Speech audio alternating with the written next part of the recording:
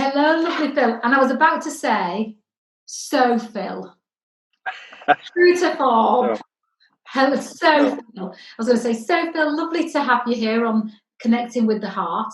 And we know you've got a heart because you had it operated on. I did, yes. In fact, it's just a year ago last week when I had my operation and I came out from triple heart bypass surgery. So I'm here and alive to prove it. So looking good. So you are absolutely aligned with Connecting with the Heart. So when did we first meet? Oh, it's probably about 12 years ago. I think when I was back in the PSA originally, we met up at the PSA events. I met you there, which is the Professional Speaking Association. We met then, and I've seen you speak on numerous occasions. And then it was our paths diverged, and then it was probably last year we met at another networking event and decided to have a coffee and a one-to-one. And then from that we did a joint event in October last year, which was very successful. So. We did well. Neither of us killed each other, which I No, was that's good. is a good measure for a winning relationship. But I remember seeing you, and I don't know, you in the room, and in my heart there was just like, oh, there's Phil. I'm going to go and sit with Phil. And there's just, there are some people in your life that you see, and your whole body feels safe and relaxes, like that kind of energetic. And I remember sitting next to you because I think I hadn't been networking for ages, and I'd gone back to the Leeds Business Network that Caroline Coward that professionally and lovingly runs and owns, and sat next to you, and there was just this sense of this just lovely connection where it just felt right that I should spend more time with you, and I'm really glad I did. We met for a coffee, and then there was just we started to spark some ideas, and we within having the coffee, within 2 months we were running a little course together on an introduction to speaking. Yes. And we've not seen each other since. Yes, it was a great event, and it was great to see you again after all those years. And I think that's what I like to do. It's about connections, and relationships and connections are all about that. So knowing the people, but also I don't like to. I like to think that I can make people welcome in my life, and so if you make enemies, you just don't deal with them. So I'd like to deal with friends. You do what retrievers do. If you make an enemy, you just walk away in another direction towards somebody you like. Now, I got to learn so much more about you, not nearly all of it, but so much more about you that really touched my heart. And I think what I'd love to ask you, I am going to ask you it. Ask me. Just going to ask you is, there was a catalyst in your life where you made a really conscious decision to embark on the professional speaking path. And it wasn't just, oh, what's another way of making some money, or what's another way of being famous, or this space should be out there. I need to find big audiences. There was something quite dynamic, I guess, that happened. Would you be happy to share? Yes, that's not a problem. Well, I say it wasn't. It was a problem at the time. I'd gone through a very bad patch. I'd worked in the financial services industry for a number of years, and things went pear-shaped. And at that particular point, I lost my job. I lost my house, and it was a very traumatic time. And having lost the house, I had 3 children and a wife to help and try and bring up. And it was very difficult. So we moved into rented accommodation. We suffered a little bit, but we cut our cloth accordingly. And it was 2 years of heartbreak and difficulty. But while I was doing that, I actually went on a training course. It was a session with a professional speaker. And I was so in awe of this guy, thinking, actually, I could do that. But I was just so nervous at the time. And that was one of the things that was my catalyst, that at one particular point, I was made bankrupt. And at that point, that was my lowest time. Mm-hmm. I remember sitting on the steps when I'd just got home from the bankruptcy court, and the phone rang, and it was the gas board, and they said, "I'm sorry, now you've made bankrupt, we can't supply you with gas." And it was like a knife to the heart, really. It was like, well, thanks. That's really just booting somebody when they're down. And I had another phone call, which was probably the savior of my particular day and life, from a guy that I know a long time ago. I used to work with him in the financial services sector, Patrick, and he rang me up and he made me laugh. And I think that was probably one of the catalysts of, if you can make somebody laugh and make them feel good about themselves, then you can now do something about that. And I took that decision rather than going down the path that I was immediately thinking of. And I still have the rope that I was considering ending my life with. I still have that as a reminder to me that that was a dark point in my life. But from there, as I saw this professional speaker, I thought I could do that. I just don't know how to go about it. And I met him. While I met him, he was mentioning an organization called Toastmasters International, and I just wondered what on earth it was. So I found out a little bit more. Toastmasters International is a worldwide group that help people improve their confidence, and that's really where I went. I went into a room in the Crown Plaza in Leeds one evening. There were 45 people in the room, which was a nerve-wracking experience, to say the least. And when I walked into the room, somebody asked me, "Would you like to speak?" And the answer was no, because I was so scared about standing in front of an audience. It was just not my nature to do that. Over a period of time, I went 2 or 3 weeks, and gradually they said, "Would you like to speak?" They do a session in the group called Table Topics, which is impromptu speaking. And I managed to stand. The ideal is that you'd stand for at least a minute and speak about a topic you've known nothing about. But I managed 23 seconds, and I couldn't wait to get down to sit in my chair. But I saw the power of Toastmasters. And in fact, I saw the power of helping others through speaking. Because if you can speak and you can actually articulate what you want to say, then you can gain more confidence. And it's not about standing in front of an audience. It's not about standing in front of a group of people. Who wants to look at this face anyway? The key thing is it's about helping people know and understand that confidence comes from speaking. So I embraced the program. I loved Toastmasters. I still am a member of Toastmasters. I love Toastmasters. And it's a case of, I really believe in helping people. And it's about helping people connect with an audience. And that's what I like to try and do. And if I can help somebody come through the door in Toastmasters in their own life and be able to speak and articulate what they want to say, then, and you can see the confidence in that person, that's my reward. That's what I do, is I help people improve their confidence through speaking. So I'm not into the big stages. I certainly haven't earned $1 million in the last year, but I just do it for fun. I'd like to earn $1 million next year. That would be great. But with the lockdown, who knows? I think, Phil, with the lockdown, my belief is that when all the companies come back to work, that they're going to want and need to hit the ground running. They bring the team back together. We've never been in isolation before, so we'll have to reconnect, new dynamics, new way of communicating, a new way of being, and also we've got to make up for all the kind of the slow period that businesses may have had.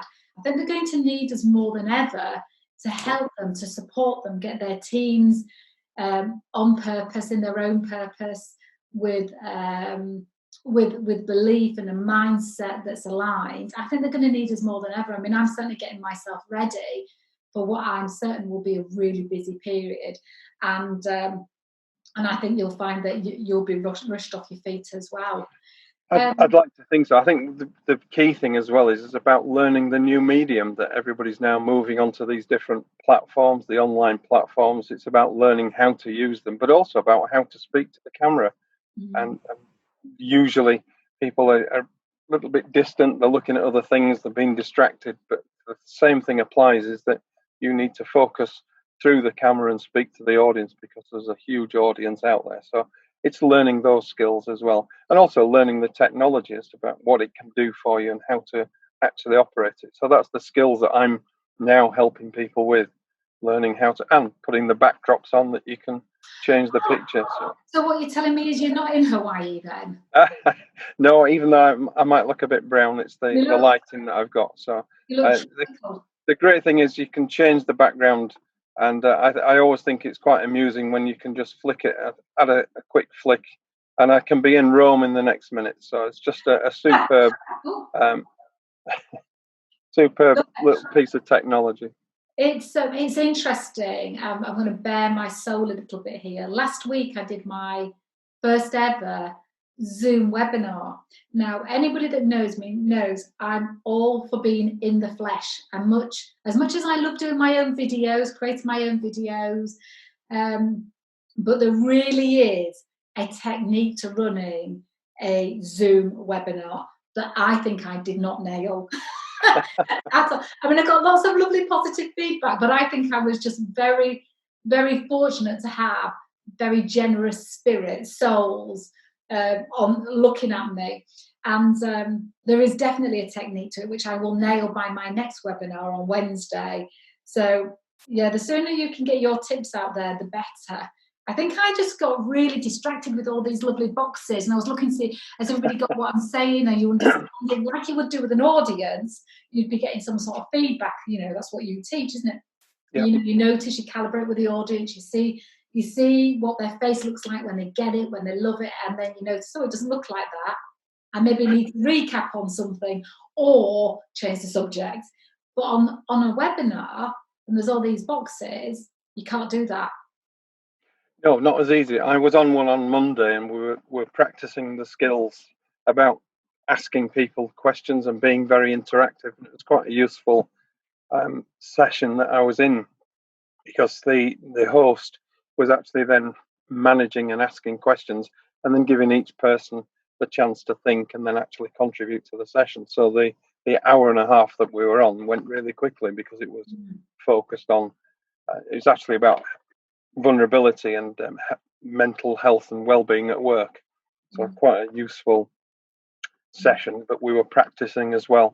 And there's so many things you can do with these online technology. You can put people in separate rooms to have their own breakout session, which is great. So things that you can do with the technology are brilliant, but we just need to learn those skills. Whether people will still use them when we get back to work, I don't know. I'm a long way off putting anybody in another room. But it is. I think that when we come out of lockdown, that the people like you and I will be worth our weight in gold in just helping the teams reform, realign, and they'll have a new way of working. Because I think certainly for me, and I don't know what it's been like for you, but it's the time I've used, and some of the people that I'm in touch with, some of my clients are using it to recalibrate what they really want, like the slowness of pace that we've now got, where there's no pace, so we've stopped, and the peace, and we have no choice to be with ourselves. Yeah. And I think that what I'm noticing is that people are saying, right, moving forward, I'm definitely going to be doing more of this and less of that. So I think that a big part of people's growth moving forwards will be, what do I really want? And this job that I'm doing, why does it really matter to me? And so then people can do their job with more purpose, and they know what it matters to them. And I think that's what people need to realise, is that you need to focus and have a purpose. Once you get that purpose, then have a belief in yourself. Yeah, completely. And so so I want to ask a few questions. No problem. I haven't got a list because I like to go with the raw material. One of them is, the devil in me wants to know,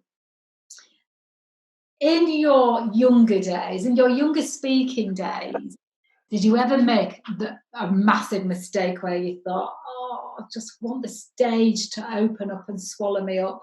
Or have you never done that? Or have you seen somebody? Oh, I know. I've done that on a few occasions. In fact, I was asked to do an after-dinner speech last year, and I totally bombed because of I wasn't quite expecting the audience to be totally drunk, as it was. And they just didn't listen. And I had this speech all prepared, and I'd practiced and rehearsed it. And it was just like tables were talking, people were speaking over it. And it was just like, I just carried on. But I couldn't wait to get off the stage. Did you ever feel like, so whenever anybody's speaking, when I'm speaking, I always think, oh, I need to wait so they hear what I'm saying because it's so valuable to them. But did you ever feel like saying, everybody, quiet, I am speaking right now? Did you feel like you wanted to do that? I think, yeah, I felt I wanted to do that. But the key thing is it's about the audience, if that's what they want to do and they want to carry on speaking. I actually saw a professional speaker some years ago. He had a keynote session in the afternoon, and he did a very interactive keynote session, and he jumped off the stage and he got people involved, which was fabulous. But he was also the invited guest to do the after dinner speech. And in the after dinner speech, he did exactly the same thing, but because by this time people were now in fact, there were two tables who were just so drunk they couldn't hear him, they didn't want to hear him, they wanted to talk to themselves. He jumped off the stage and shouted at the two tables. And it's like everybody then looked at him, shook their heads, and he didn't get a good response at all. So from my point of view, that was a learning experience about it's what the audience, you just carry on, do what you're going to do, get off the stage. Nothing else you can do. And in that instance, you probably try and cut your speech short because you're just not getting anywhere. So unless you're holding the audience, unless you've got that, just get off. I think the speakers that I've seen that have been amazing after dinner have probably had an instrument. Right. You know, I think one sorry guy, I wish I remember his name. He played the guitar, but he told jokes through songs, and it was just captivating. And I think you have to be quite different. I think you have to be a contrast really from the talking that they've had all day to the evening. I was asked to speak at something, an after dinner talk, and my instinct said no. Thankfully, I followed it as well. But loads of my friends said, oh, you'd be so good at it, Lisa. You're so funny. And I said, yeah, I'm funny when I've got a cup of coffee in my hand and it's just you and me. I'm not funny. If you ask me to stand on a stage and tell a load of jokes, that's not the kind of funny I am. No. And also, it's a very different style of speaking to the one that you would do during the day. Completely different. And it's a gift. It's absolutely a gift. Yes, it is. And I probably refuse the next after dinner speech I get. So I'll pass it on to somebody who's better than me. Well, but it's a learning experience. That's the main thing. But you are funny. Could you learn the ukulele? I always call it a ukulele. Could you learn the ukulele in time for the next one? Probably not. And if you can't play it, then you can certainly use it to tap on a table and tell people to listen. Well, that's true, yeah. So. And so now you also teach people, because we did our little course, and more hopefully in the future, but you teach people how to be confident, engaging, influential speakers. And I say influential in a way of that they're making the impact in the world that they want to make as a result of speaking. And recently, you qualified as, now it's a world-class speaking trainer, coach. Coach, that's it. Yes. So yeah, what was it that enticed you to do that? I know it's your level of excellence. Right. I think that's one of the things I wanted to do is just try and help others, but also then be at least recognize that what I do and the way that I do it, that I would have some sort of qualification for that. So I've seen a number of speakers. This particular course has been around for about 10 years now. It's run by the World Championship of Public Speaking, Craig Valentine, who was a superb speaker. And he went through a 12-week training course. And I thought this time it's an investment in myself, an investment in my time, and it's an investment in my future. So I just took the step to join the course, and I haven't regretted it. So in February, I became a certified world-class speaking coach.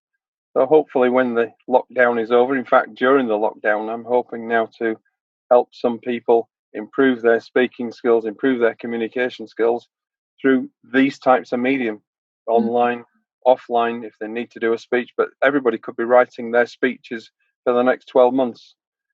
But certainly when it comes to, if people need to do a blog or something of that nature, then they'll still need those communication skills. So you need to be able to converse with the audience. I think so. If it's not putting you on the spot too much, Go on. What is the number one misconception? Is that the right word? Misconception or mispreconception? Yeah.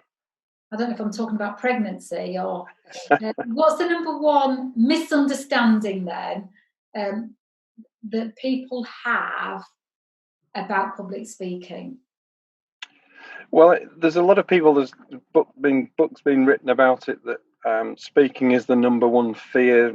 People are more afraid of public speaking than death, and a lot of that is a myth. Speaking is a frightful experience, and that's what people start to think. But what they do is they build a lot of their fear up in here, because they think, what happens if? And I always try and help people by saying, the audience doesn't actually know what you're going to say. So the key thing is just go with it. Don't apologize. If you get something wrong, it's only wrong in here. They don't know. They weren't expecting what you were going to say anyway. It's all about the audience. And that's what you need to remember. It's the audience, not you, that's important. And the key myth is that speaking is a fearful experience. Let me tell you, everything that you do is a fearful experience. There will be some form of nerves. And nerves are good. So don't be afraid about speaking. Don't be afraid of standing up in front of an audience. Just control those nerves and use tips. First thing I always recommend is that you actually breathe. Now, most people don't do that. So the key thing is breathe. Breathe deeply, breathe normally, and relax. And don't imagine, again, the other thing is imagine the audience naked. All these things are just myths that are built up. That can be very distracting, though. I've got a very great imagination. And yes. So I'd be worried about what I would actually say if my mind is imagining them naked. But yes, absolutely. It's not helpful. If you start creating that in your own mind and imagining things and trying to build in things in your own mind, you'll distract your own self from your own speech. So just concentrate on the speech. Key thing is, what does the audience need? What do they want? How can I deliver that? And then deliver that with confidence. Stand tall, don't apologize, and just go ahead rather than just, as we say, JFDY, just do it. So the key thing is that the biggest myth is that people are nervous, and you don't need to be nervous. There are tips and techniques that you can learn to overcome those nerves, and it's just about helping people with that. And that's what I try and do, is just give them the confidence that they can actually go out, stand in front of an audience. And I've seen I've trained a lot of people over probably about 2,000-3,000 people over the last 5 years, helping people. And usually youngsters, I'll never be able to stand in front of an audience. And when you give them the tips and techniques, it's amazing the difference that they when they change, and they can see that. And you can see it in their eyes. And they stand in front of the audience because they've now got a voice. And that's what I'm trying to do, is give people their voice to communicate their message. One of the things that I love about you, Phil, is being around you. And it's why I teamed up with you as well.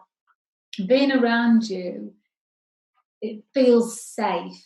You know, public speaking can be, I don't want to put this in people's minds, isn't there, but can make you feel really self-conscious. You know, you're the only one speaking, everybody's looking, you feel like you're the one naked, and you are kind of naked of any facades. And certainly when you're being trained, then it takes a lot of courage to be in that training room, to learn it, to get over the fears of public speaking.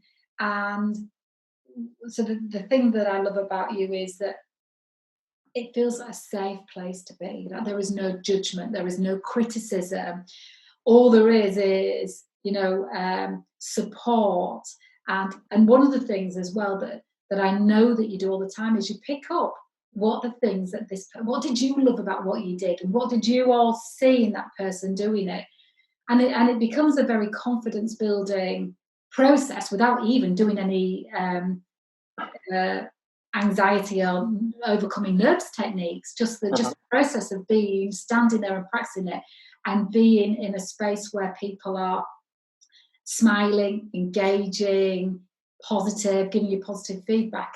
Because I think so much of what we do, I know that when I've spoken on the stage, my memory of how I was isn't the reality of how I was.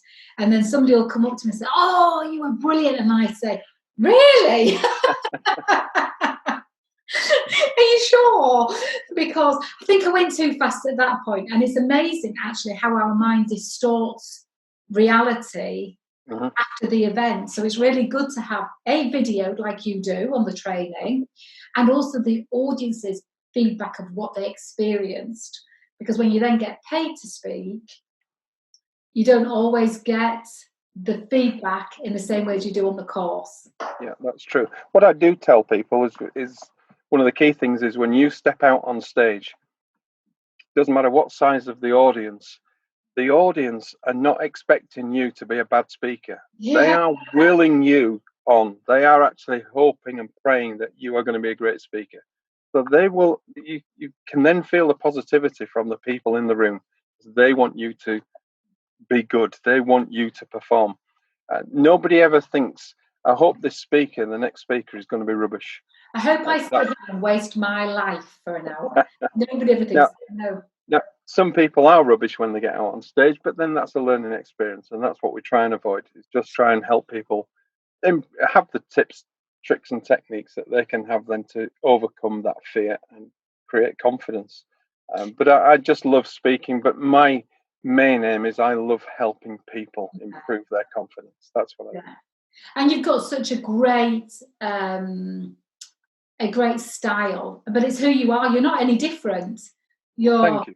Yeah, you know, and when you're with you and you're training people, I can feel that the only thing you're interested in is that they feel good enough to go and do it. Because actually, you know, we have thoughts, feelings, actions. If they leave still with all the tools and techniques, but they don't feel they're good enough, then they won't do it. And so one of the things I've noticed is that people feel unstoppable after they've been in your sessions. And also, I've heard from so many people that have been on your Toastmasters training about how incredible you are as a trainer, and the difference it's made to how then they go on and speak. So it's worth anybody that's thinking of even if they're just wanting to be a good speaker at doing their presentations in their meetings at work.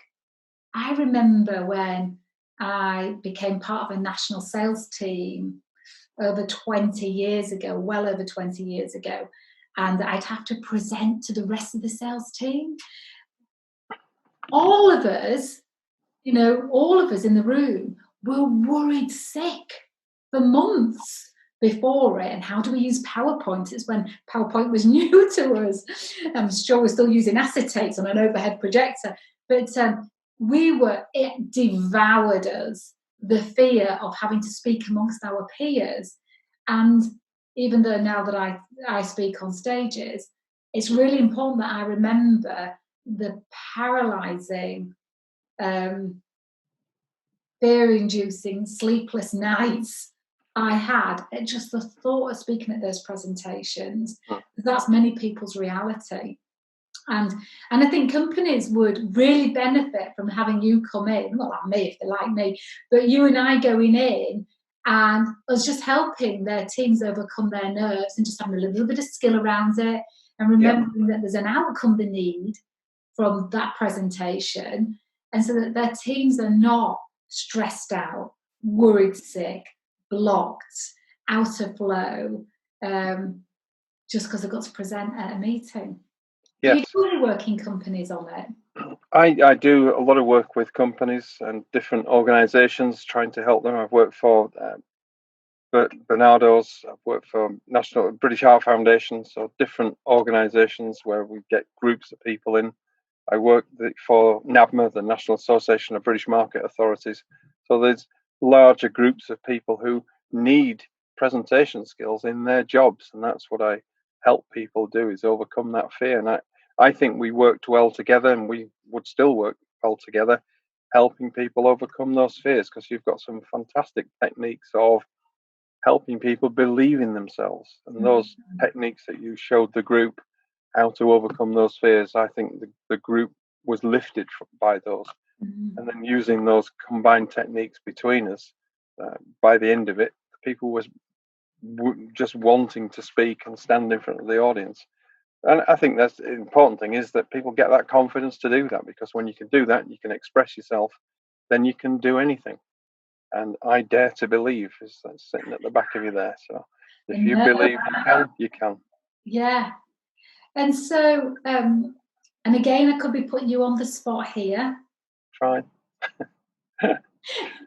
It's quite an unusual Good Friday morning, isn't it?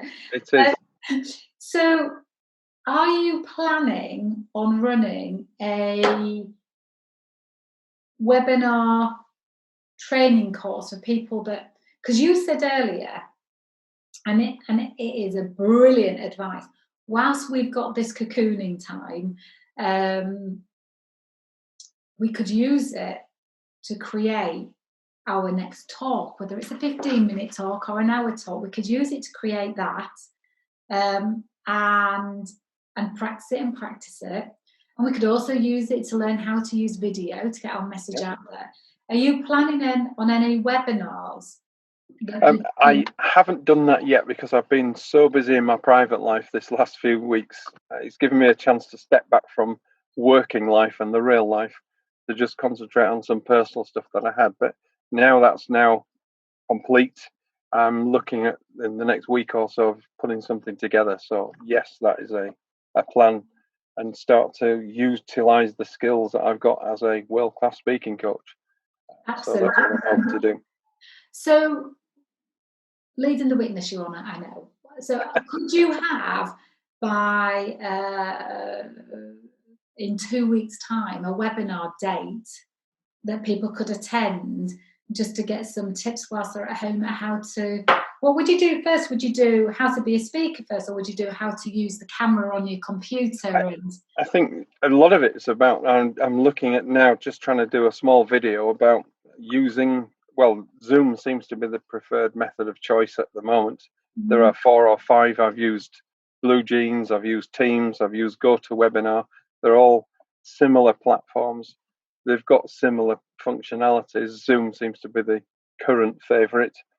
But I think having a video session about looking at the screen and using the things that are on the screen as well, and what views you can see. And a lot of people are signing into webinars and events using their phone or using their iPad, and there's a lot less functionality on those. And I think people just need to think, well, if I haven't got that functionality, what can I do with it? So, and people then, you can see them panicking about what to do. The other thing as well is you can very quickly, and one very quick tip is, you can actually rename yourself just on screen right now. So you can change the what you're called, as if you hover over your own name, for example.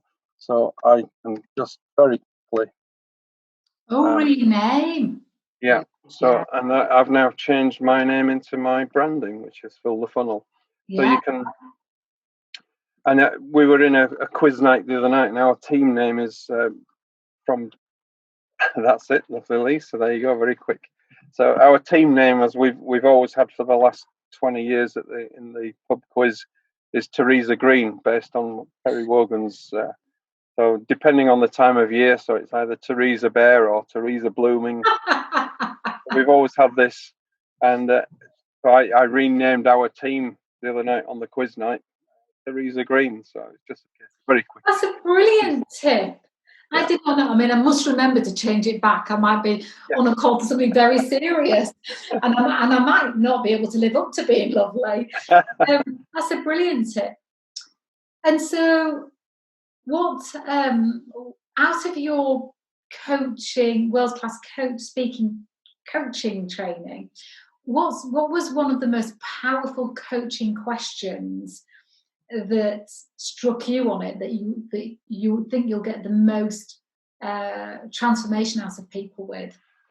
I think one of the things I learnt, and it enhanced my learning, is ask the question, what does this audience want from me? And if you can identify what that audience wants and needs, then you're halfway there to developing your speech. It's not about you, it's about the audience. So find out what they want. What are they looking for? What do they need? And how can you solve that need? And then you've got the speech or the presentation. So that's one of the key things I learned, and it's about that focus on the audience. And the other thing I did learn was that there's a lot of people tell narrative stories about, I was walking down the street, and it's not about narration. Try not to do that type of thing, but create pictures, because a picture paints 1,000 words. So using things like imagine if you were there, imagine the scene. Just think about this, and creating those pictures in people's minds. I've just read a quote this morning, which was a famous quote that for the life of me, I've just forgotten who said it. But the key thing is, when you ask the question about what would you prefer, radio or TV, the little boy answered radio, because the pictures are much better. And I think that's important to think. That's what people are looking at. They're listening to your voice. They're listening to the words. So the words are very important. The key thing is, can they create a picture in their own mind? Because when they can do that, they can see the picture. They can then get involved.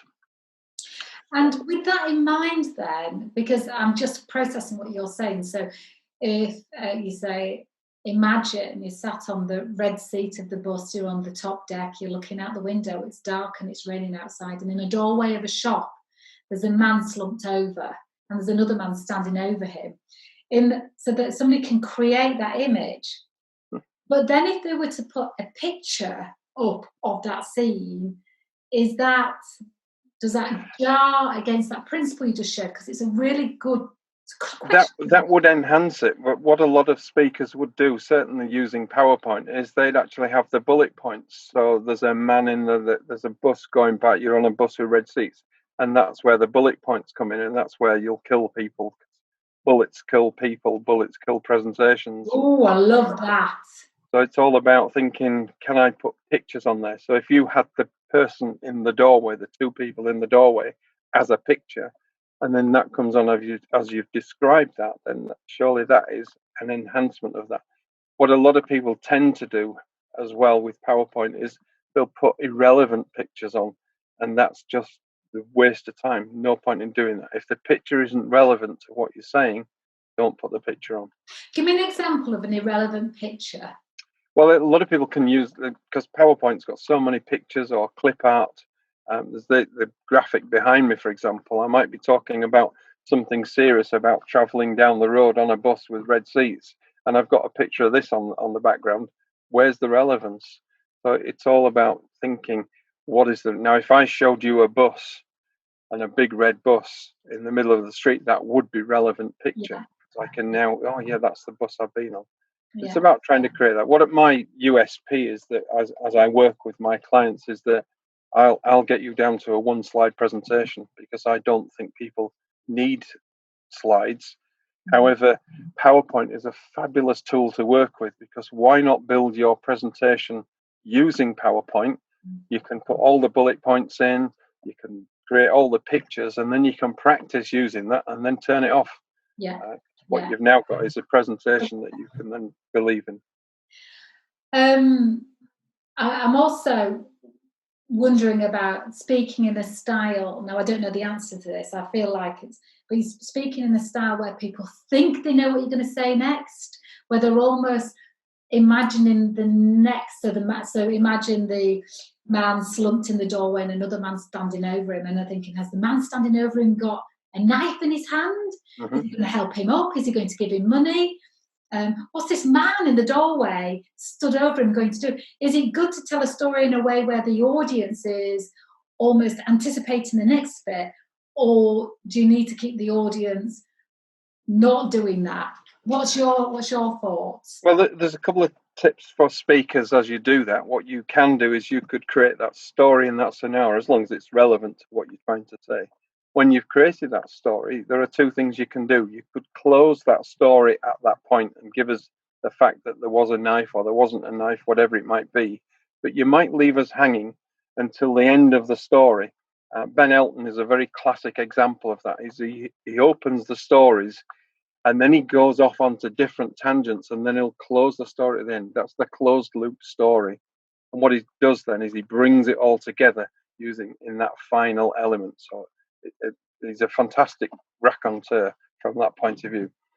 And that's where you'd close the story. Never ever let the audience hang. If there is something that you've opened, then always try and close it at some point, whether it's there or at the end of the story, then do that. Well, So close the story is my opinion. So in closing my man in the doorway story, then the man who's slumped over in the doorway reaches his hand out, and the man stood over him lifts him up and takes him home for dinner. Mm-hmm. Right. Not eating him for dinner. He's going to have dinner with him. Don't want to leave a story unfinished. Oh. They have roast beef and Yorkshire puddings. So who inspires you then, as far as speaking is concerned? Which speakers have you seen that you've just found yourself so captivated in what they're saying and how they're being, that even though you're a speaker trainer, you've lost track of looking at modelling it? Is there anybody that has got you so in awe of them that you forgot to model? Because that's what we do, don't we? We watch other speakers, we're thinking, what technique do they do? What do they do just then? Is there anybody that fits the bill? Well, a couple of things on that. And one point I would say is that when you are speaking, you need to be yourself. Don't be anybody else. So don't try and emulate another speaker. One of the most controversial speakers that when I say I admire them, and I've admired them because of the way that they speak and the way that they bring an audience together and the power of their speaking. And it is very controversial, but it's Adolf Hitler, where you can see the power of the words, the way that he delivered. He was such a powerful orator.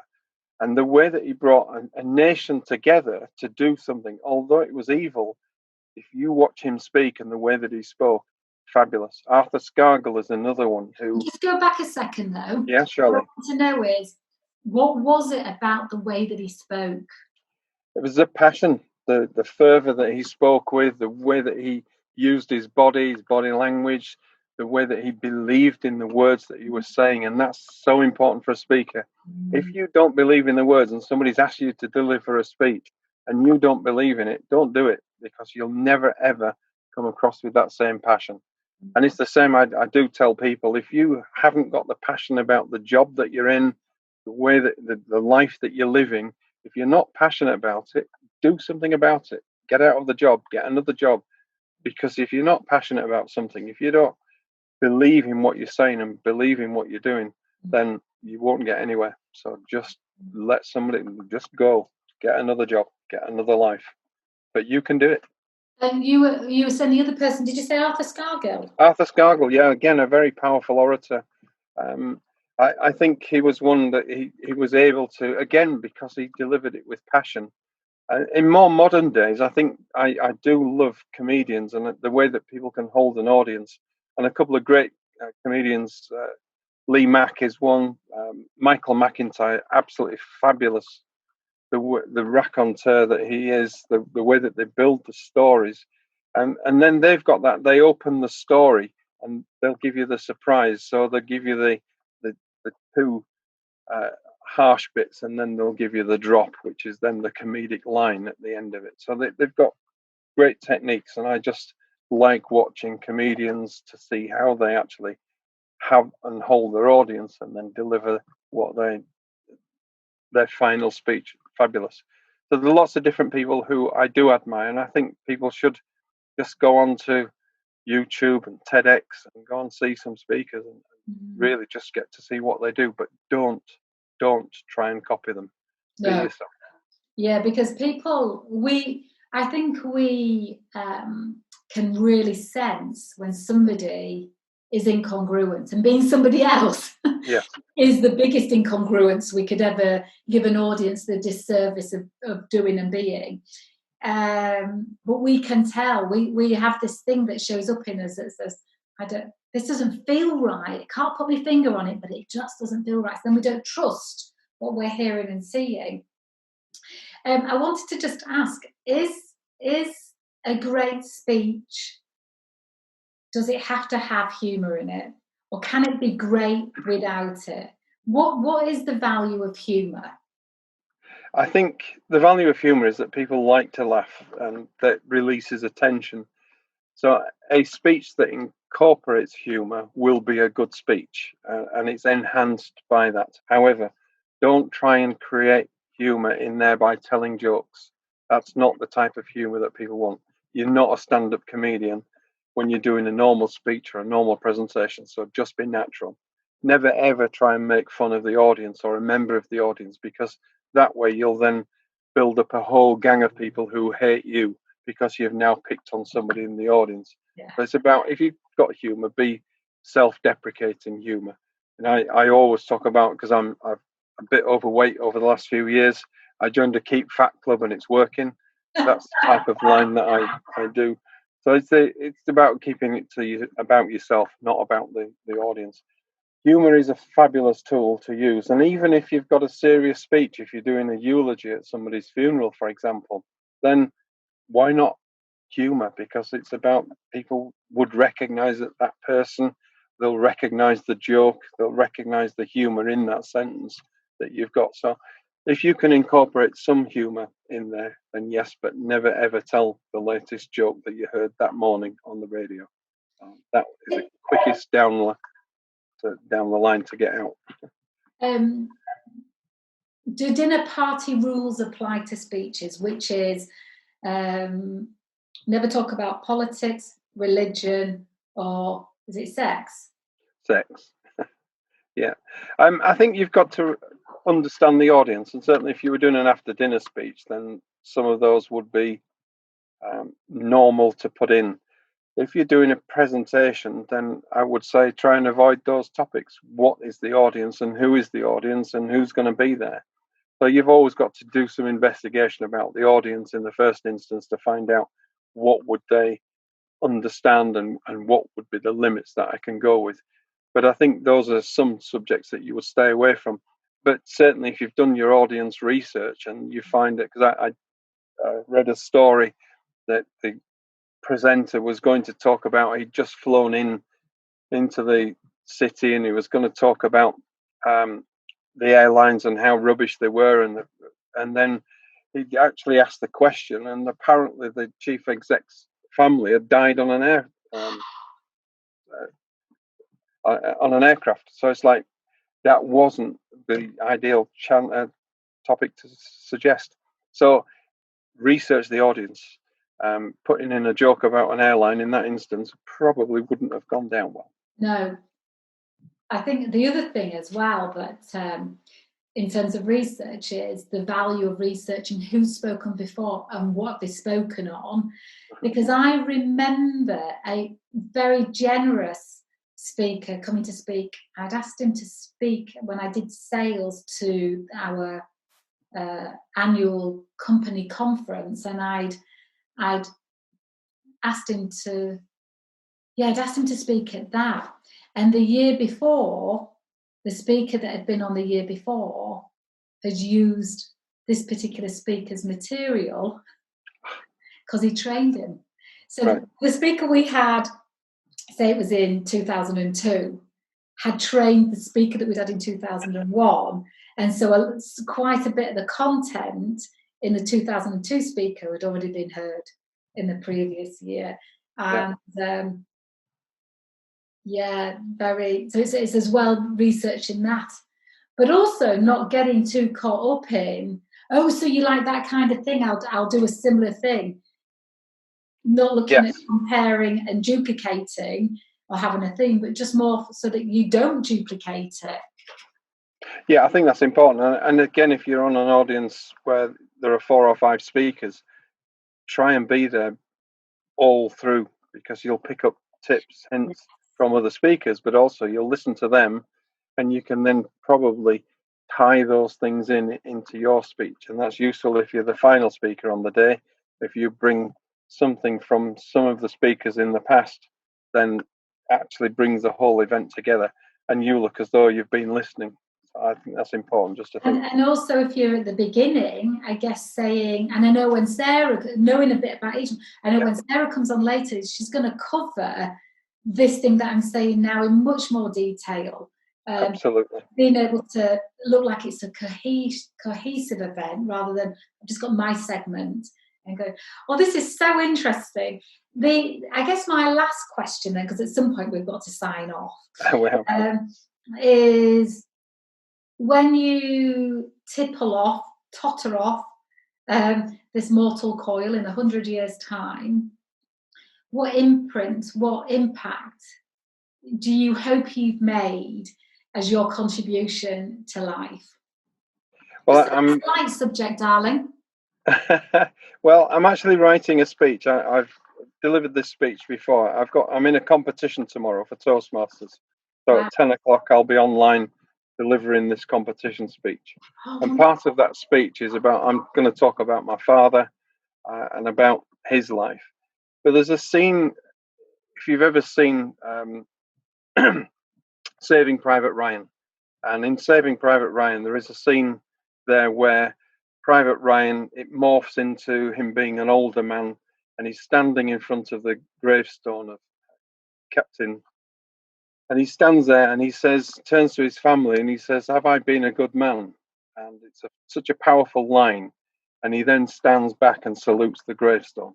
And I think that's probably the line that I'd like to take away, that people would say, was he a good man? Because I think that's important. So if I've been okay. Now, my wife, who's just turned in at the side of me, she's probably going to say, well, he's not really. He's been a pain in my butt all my life. But that's the sort of thing that I'd like to think about, is that, was I okay in the end? And if I can go out on that line, then that'll be fine. I'll be happy. Well, I can confirm. You won't need to wait to the end to know that. You are a great man. And I'd say to all of you lovely people watching is, look out for Phil's courses. If I have the privilege of sharing the space with them again, then look out for ours. And I definitely, Phil, want to urge you to get this course written for the next webinar that I can be on in the next couple of weeks. When I say be on, I mean as a participant, because I've got a lot to learn about delivering a webinar to a screen full of boxes and a way around that. But I can't wait to work with you again, and but also I can't wait to learn from you. And if we can help support some companies when they get back into their seats, then I'm up for being as generous as I can with them and with you. So, my lovely, thank you so much. Thank you. My pleasure, Lisa. Thank you. And if you're able to get me some dates by the time I publish this, I will add it in. No pressure. Fabulous. Thank you. Once a coach, always a coach. So lovely. Thank you so much. I've loved our conversation. It's made me want to do another one with you, which we will do. We will. All right. Thanks, Lisa. Great to see you again. Darling. All right. And take care and be safe. And you, lovely.